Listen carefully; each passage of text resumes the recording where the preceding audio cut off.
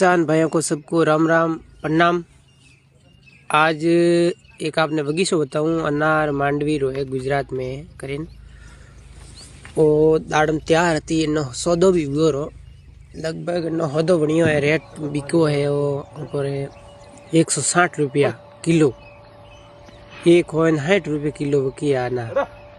देखो कितना शानदार है बगीचो और साइज भी बढ़िया है। 400 तक साइज है, 400 500 तक साइज है, 600 कोई भी 700 तक की भी साइज निकल सके। बगीचा में तो बढ़िया बगीचो है। देखो तो माल में टोलियम भर में लावे रहो पास पैक करे दूध का पैक दे दिए। दो बगीचा है ना, एक वन साइड में करे नहीं वन साइड में करे। देखो माल बढ़िया है, साइज भी 400 तक है, 600 तक की बगीचे में साइज है बढ़िया है। देखो है माल ऑफिस।